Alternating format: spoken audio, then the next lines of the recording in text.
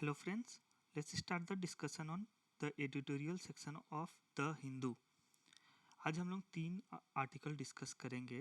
पहला जो है वो जीएम राइस के ऊपर है, जो कि अभी रिसेंटली न्यूज़ में है। सेकंड हम लोग डिस्कस करेंगे COP26 जो कि ग्लासगो में होने वाला है, उसके ऊपर। थर्ड जो हम लोग डिस्कस करेंगे वो सुब्रमण्यम स्वामी का एक आर्टिकल है जो कि साइबर सिक्योरिटी और उसका फ्यूचर एस्पेक्ट्स को लेकर डिस्कस करते हैं, उसके बारे में डिस्कस करेंगे।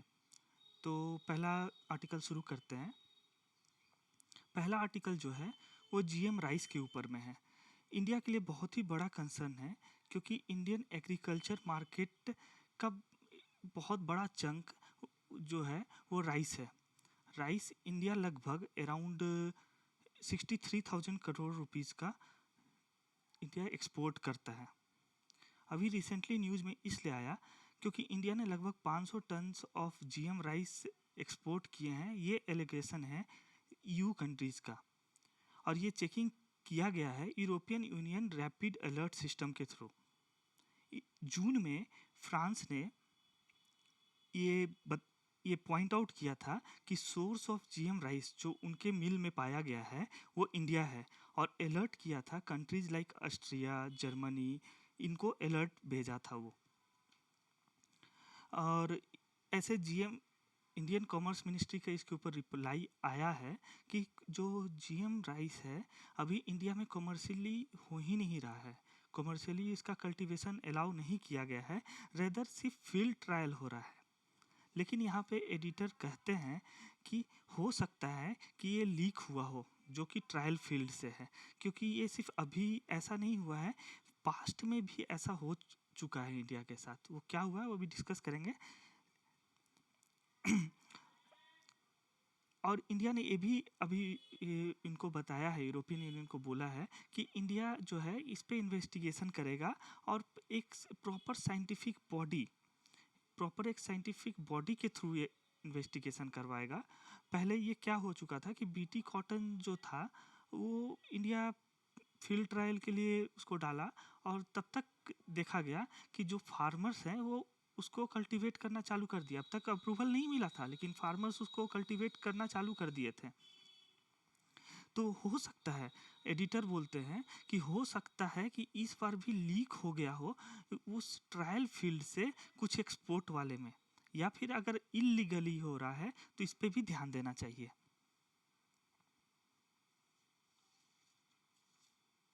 जीएम जो है क्रॉप्स जो होता है इसका एक्चुअली बहुत सारे इथिकल इश्यूज होते हैं, अभी भी प्रॉपर स्टडी हुआ नहीं है इसके बेस पे कि एक्चुअली उसका क्या एडवांटेज। प्रॉपर एडवांटेज तो दिखता है कि बहुत ज़्यादा प्रोडक्शन बढ़ जाता है, न्यूट्रिशियस वैल्यू बढ़ जाता है, लेकिन उसका क्या क्या डिसएडवांटेज है इस पे ऊपर प्रॉपर स्टडी अभी तक नहीं हुआ है। इस कारण से अभी बहुत सारे लोग बहुत स्पेक्टिकल होते हैं इसको लेकर। और अभी तक इंडिया फेमस था नॉन जीएम राइस एक्सपोर्ट करने के मामले में। अगर यहाँ पर नाम खराब होता है तो इंडिया के लिए बहुत ही बड़ा डिसएडवांटेज होगा ये। इसलिए सेंटर ये बोलते हैं कि सेंटर को प्रॉपर एश्योरेंस देना चाहिए कि, या फिर प्रॉपर पॉलिसी बनाना चाहिए जिससे कि जो कि फील्ड ट्रायल हो रहा है और जो कि अपना प्रॉपर कल्टीवेशन वाला फील्ड है दोनों सेग्रीगेटेड रहे, और इसमें टोटल रिसर्च का जितना भी चैलेंजेस हैं कि दोनों में अगर बहुत ज़्यादा कभी कभी होता है कि रिसर्च जो हो रहा है गवर्नमेंट तक बात प्रॉपर पॉलिसी नहीं बन पाता है, रिसर्च साथ में चालू है, इस पर भी ध्यान देना चाहिए। नेक्स्ट आर्टिकल जो है वो है COP26 के बारे में। नया मीटिंग COP26 होने वाला है ग्लासगो में। तो ये बोलते हैं कि जो नया नेगोशिएशन होने वाला है, जो नया क्लाइमेट नेगोशिएशन होगा वो लगभग गेम ऑफ चेस के बराबर है, वो गेम ऑफ चेस की तरह है। और आर्टिकल 6 ऑफ पेरिस अकॉर्ड के बारे में ये बात करते हैं आगे कि प्रोविजन जो है इंटरनेशनल मार्केट में to facilitate fulfilment of nationally determined contribution, और सक्सेस ऑफ COP26 जो है हिंज करता है ये कार्बन मार्केट के ऊपर डिस्कशन के ऊपर, क्योंकि अभी तक बहुत ही हाईली कंटिन्यूअस अनरिजॉल्व इशू रहा है पेरिस एग्रीमेंट का कि कैसे इस पे प्रॉपर इनका कोई कंक्लूजन, एक्चुअली ये पूरा मैटर ना डेवलप्ड कंट्री और डेवलपिंग कंट्री के बीच का है, ये दोनों के बीच में कोई कंक्लूजन निकल नहीं पा रहा है। ये बहुत ही सेंसिटिव इशू है, खास करके developing country like India, China and Brazil, जो कि इससे पहले पेरिस एकॉर्ड से पहले क्योटो प्रोटोकॉल होता था, उसमें एक क्लीन डेवलपमेंट मैकेनिज्म था, उससे बहुत ही ज़्यादा बेनिफिट मिला है डेवलपिंग कंट्री को। इनके ऊपर बहुत ही लगभग ना के बराबर इनके ऊपर कुछ था कि क्या क्या करना है, जो भी इनके ऑब्लिगेशंस इसके ऊपर ना के बराबर था, और डेवलप कंट्री के ऊपर बहुत ज़्यादा था। उनको ही फंड करना था डेवलपिंग कंट्री को। अगर कुछ डेवलपिंग कंट्री अगर कुछ टारगेट लेकर चलती है तो पूरा का पूरा फंडिंग डेवलप्ड कंट्री से आना था। एग्जाम्पल एक देते हैं कि जैसे एक एग्जाम्पल है कि इंडिया जो था वो रजिस्टर किया था लगभग 1703 projects under clean development mechanism. Clean development mechanism के अंडर में इंडिया को लगभग 1703 प्रोजेक्ट्स मिला, जिसका वर्थ था, जिसके कारण इंडिया में लगभग $2.5 बिलियन का कार्बन क्रेडिट का इनफ्लो हुआ। कार्बन क्रेडिट इंडिया ने उतना बेचा, और वो भी इंडिया को कंजर्वेटिव प्राइस में मिला, क्योंकि इंडिया एक डेवलपिंग कंट्री था। अभी भी बोलते हैं ये कि अभी भी इंडिया बहुत ही ज़्यादा प्रॉफिट कमा सकता है अपना ये कार्बन क्रेडिट का जो मार्केट है। लेकिन हाँ, अनलाइक क्योटो प्रोटोकॉल, अब जाकर जो डेवलपिंग कंट्री है इनके पास मिटिगेशन टारगेट रहेंगे, इनको भी कुछ टारगेट देना है, क्योंकि अब ये खाली नहीं बैठ सकते हैं कि सारा ऑब्लिगेशन अगर सिर्फ डेवलप्ड कंट्री पे रहेगा तो वो चाहेंगे ही नहीं कि इस पे वर्क हो, क्योंकि उनका अगर ज़्यादा पैसा लग रहा है तो वो थोड़ा हिचकिचाएंगे। इस कारण से कि अब जो नया पेरिस एकॉर्ड हुआ, इसमें डेवलपिंग कंट्रीज के ऊपर भी टारगेट दिया गया था। खासकर जो आर्टिकल 6 है, जो कि अब मार्केट में कार्बन क्रेडिट मतलब जो भी है नेशनल का मार्केटाइजेशन करना कार्बन क्रेडिट का, उसके ऊपर बहुत ही मतलब सेंसिटिव इशू है, इसलिए इसमें बहुत ही बैलेंस्ड अप्रोच लेकर चलना चाहिए। और डेवलपिंग कंट्री के लिए ये एक टूल है, टूल से इवन ज़्यादा है, अपना एनडीसी अचीव करने के लिए। एनडीसी वो खुद का तो अचीव कर ही सकता है, साथ में इसमें वो प्रॉफिट भी अर्न कर सकता है। कैसे? प्राइवेट सेक्टर का पार्टिसिपेशन से। और इससे अगर प्राइवेट सेक्टर का पार्टिसिपेशन बढ़ेगा तो एफडीआई भी साथ में बढ़ेगा, और इससे क्या होगा कि और साथ में उनको इनकरेज किया जाएगा, अगर थोड़ा सा इंसेंटिवाइज कर कि हाँ ठीक है, आप कार्बन क्रेडिट के ऊपर फोकस करें, तो हो सके इंडिया को फॉरेन एक्सपोजर का इसमें बहुत ज़्यादा अर्निंग हो। ऐसे 15% जो कंट्री है वो बोले हैं कि मार्केट मैकेनिज्म से वो एनडीसी अपना अचीव करेंगे। अगर वो मार्केट इकोनॉमी से एनडीसी अचीव करते हैं तो वो कहीं ना कहीं से खरीदेंगे। मेनली ये डेवलप्ड कंट्रीज हैं, ऐसे इंडिया इनमें नहीं है। इंडिया का जो भी कहना है कि वो अपना जो भी डोमेस्टिक मिटिगेशन सिस्टम से ही अपना एनडीसी अचीव करेगा। अगर इंडिया भी कार्बन क्रेडिट बाहर से खरीदने लग गया तो इंडिया के लिए तो घाटा है। एक तो ये डेवलप्ड कंट्री है, ऊपर से बाहर से खरीद रहा है, इसलिए ये अपना मैकेनिज्म से ही मिटिगेट करेगा। लेकिन हाँ, इंडिया के लिए ओवरऑल बेनिफिट यहाँ पे आता है कि थोड़ा सा ऑब्लिगेशन कम है कंपेयर टू डेवलप कंट्री। और यहाँ मेन डिबेट कहाँ आता है? मेन डिबेट एक्चुअली यहाँ आ रहा है आपका ट्रांजिशन जो हो रहा है क्लीन डेवलपमेंट मैकेनिज्म से। क्लीन डेवलपमेंट मैकेनिज्म में तो लगभग नो ऑब्लिगेशन था डेवलपिंग कंट्री के ऊपर से, अब जाकर क्लीन डेवलपिंग मैकेनिज्म से जो ट्रांजिशन आ रहा है तब यहाँ पे हिचकिचा रहे हैं डेवलपिंग कंट्री, और डेवलप कंट्री बोल रहे हैं थोड़ा ऑब्लिगेशन और ज़्यादा होना चाहिए। तो यही दोनों चीज़ के बीच में एक दोनों के बीच में प्रॉपर बैलेंस बन जाए, कॉमन, जहाँ पे ये लोग बैठकर एक दूसरे का प्रॉब्लम को समझ सकें, तो ये बेटर होगा। आर्टिकल 6 का जो है के ऊपर जो भी डिस्कशन हो रहा है, तो ये जो हमारे एडिटर हैं ये बोलते हैं कि जो बहुत ही स्मूथ ट्रांजिशन इसका फॉलो होना चाहिए। अगर स्मूथ ट्रांजिशन हो जाए तो कोई दिक्कत नहीं होगा। और जहाँ रही बात इनका अगर इनको प्रॉब्लम है, जैसे क्लीन डेवलपमेंट मैकेनिज्म में जो क्रेडिट इशू होता था, यूएन यूएनएफसीसी के ओवरसाइट में होता था। यूएनएफसीसी क्या है? ये है United nation framework on convention of climate change. तो अभी बोल रहे हैं कि अभी जो नया सुपरवाइजरी बॉडी अगर कुछ बनाते हैं ये लोग, तो उसमें लगभग ध्यान देना चाहिए कि वो री एग्जामिन करे वैलिडिटी ऑफ क्रेडिट्स का, और कंट्री जो है बाय कर से इवन प्राइवेट से भी और पब्लिक एंटिटीज से भी कार्बन क्रेडिट। अगर किसी कंट्री को खरीदना है कार्बन क्रेडिट, तो ऐसा मैकेनिज्म रहे कि प्राइवेट से भी खरीद सके और कोई पब्लिक एंटिटी से भी खरीद सके। सिर्फ ऐसा नहीं होना चाहिए कि गवर्नमेंट ही बेच रहा है, लेकिन हाँ, एक प्रॉपर एडवाइजरी सुपरवाइजरी बॉडी जरूर होना चाहिए। और ये बोलते हैं डेवलपिंग कंट्री लाइक इंडिया जो है, इनको उतना ज़्यादा ज़रूरत नहीं है कि इकोनॉमिक वाइड इमिशन रिडक्शन करने का टारगेट दिया हुआ है, ऐसा कुछ नहीं है। लेकिन हाँ, इन्हें इनके पास अपॉर्चुनिटी भी है, साथ में थोड़ा सा रिस्पॉन्सिबिलिटी भी है। और ये बोलते हैं कि एक साथ में अगर इसके ऊपर डिस्कशन हो ही रहा है, तो एक ऐसा अकाउंटिंग सिस्टम बनाया जाए, रोबस्ट अकाउंटिंग सिस्टम बनाया जाए, जिससे कि डबल काउंटिंग ना हो एमिशन रिडक्शन का।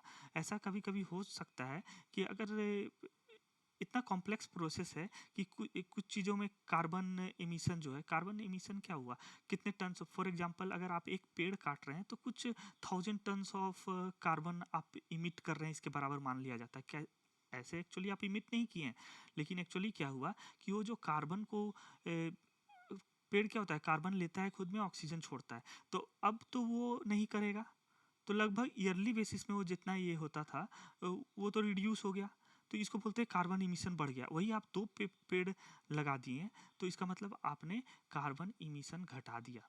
इसी से कार्बन रेटिंग डिसाइड होता है और यूनिट्स में, और वो बिकता है मार्केट में। अगर आप 1 लाख पेड़ लगा लिए, तो उसके बराबर का कुछ कार्बन रेटिंग बनेगा, और वो कार्बन रेटिंग जो होगा आप डेवलप कंट्री को जाकर बेच सकते हैं कि अच्छा ठीक है, आप तो पेड़ नहीं काट सकते हैं, आपके पास तो पेड़ ही, मतलब आप पेड़ नहीं लगा सकते हैं, इतना ज़्यादा आपका डेवलप्ड है जगह और वहाँ बहुत ज़्यादा इंडस्ट्रियलाइजेशन है, इसका आंसर। या फिर आप एक नया इंडस्ट्री बैठा रहे हैं जिसमें 1 million ton of carbon dioxide आप हवा में छोड़ रहे हैं, तो उसके बराबर का आपको कार्बन रेटिंग खरीदना है, तो वो आकर के जो जिस कंट्री ने एक्स्ट्रा उस बेसिस पे उस चीज़ पे काम किया है, तो उससे वो खरीद सकते हैं।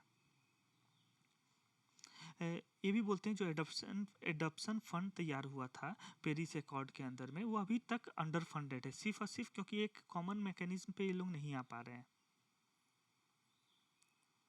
और ये बोलते हैं कि डेवलपिंग कंट्री को भी थोड़ा सा पहले के कंपैरिजन में इस बार बहुत ही थोड़ा सा ज़्यादा मिटिगेशन रिस्पॉन्सिबिलिटी है, पहले बिल्कुल नाम के बराबर था।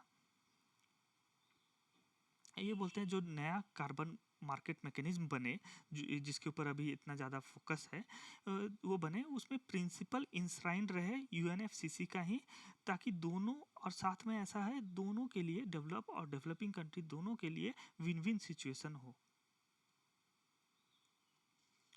नेक्स्ट आर्टिकल जो है वो सुब्रमण्यम स्वामी का आर्टिकल है, मेनली साइबर टेक्नोलॉजी के ऊपर है। इसका हेडलाइन है the outline of national security policy.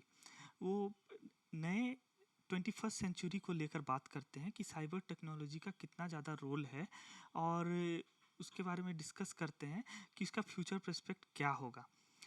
तो इनका कहना है कि वन साइबर टेक्नोलॉजी अगर आगे बढ़ता है, तो ये की वेरिएबल होगा आपका कोई भी वार डिसाइड करने में, कोई भी नेशन का पॉलिसी डिसाइड करने में, क्योंकि वंस ये की वेरिएबल बन गया, तो भी जो भी लैंड और जीडीपी का साइज है वो रिलेवेंट हो जाएगा। जिसके पास जितना ज़्यादा जितना रोबस्ट और जितना स्ट्रॉन्ग साइबर टेक्नोलॉजी होगा, वो उतना ज़्यादा डोमिनेट करेगा। इनका कहना है जो नेशनल सिक्योरिटी है वो बहुत ही बड़ा फंडामेंटल चेंज हुआ है उसमें 21st सेंचुरी में। और ये जो चेंज है, ये ऐसा नहीं है कि लार्ज कंट्री विल मतलब ऐसा है डिटर कर पाएगा। पहले क्या होता था कि पुराने ज़माने में जो जितना बड़ा कंट्री है उतना ज़्यादा उसके पास फोर्स है, उतना ज़्यादा वो पावरफुल है, जितनी बड़ी आर्मी है उसकी उतनी पावरफुल है। अब आर्मी छोटी हो लेकिन अगर वो टेक्नोलॉजिकली बहुत ही ज़्यादा साउंड है तो वो किसी भी कंट्री को हरा सकता है। और इनका ये भी कहना है कि साइबर जो वॉरफेयर है ये बहुत बड़ा डिवास्टेशन कॉज कर सकता है, ऐसा छोटा मोटा नहीं, बहुत बड़ा डिवास्टेशन कॉज हो सकता है।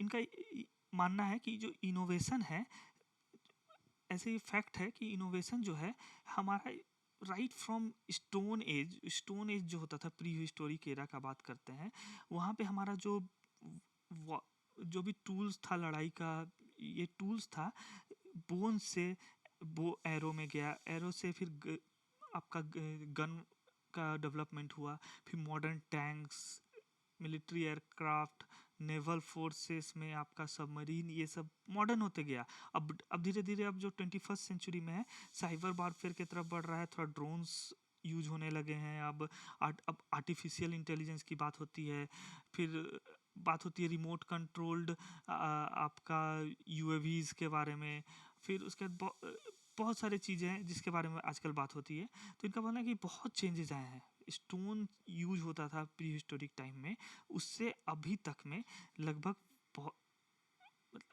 सोचा भी नहीं जा सकता है, इतना ज़्यादा चेंजेस आया। और अगर ये साइबर वारफेयर का जो कंपोनेंट है ये बढ़ता जाता है तो बोलते हैं, कंपेयर करते हैं कि जैसे एक छोटी सी कंट्री न्यूजीलैंड हो गई, श्रीलंका हो गई, नॉर्थ कोरिया हो गई, ये भारी पड़ जाएगी रसिया, चाइना, इवन इंडिया के ऊपर। अब वेपन्स इररिलेवेंट हो जाएंगे। One cyber warfare take over कर लेता है तो उसके बाद लगभग इररिलेवेंट हो जाएगी वेपन। बोल रही है जो 20th सेंचुरी में जो इनोवेशन हुआ है, इतना ज़्यादा टेक्नोलॉजी एडवांसमेंट हुआ है, उसका नतीजा है ये 21st सेंचुरी में आपका जो भी नया सिनेरियो दिख रहा है।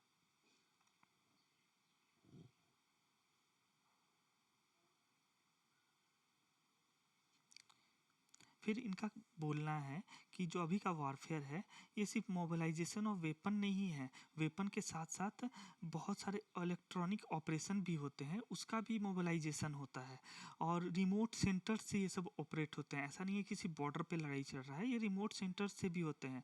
अभी एक रिसेंट एग्जाम्पल देते हैं कि इंडिया का कहना था कि चाइना बेस्ड साइबर अटैक से मुंबई में इलेक्ट्रिक सप्लाई का शटडाउन हुआ था, और इसी को लेते हुए बोलते हैं कि अभी बहुत ये एक एग्जाम्पल है जो किसी भी कंट्री को डोमिनेट करवा सकता है अभी रिसेंट टाइम में।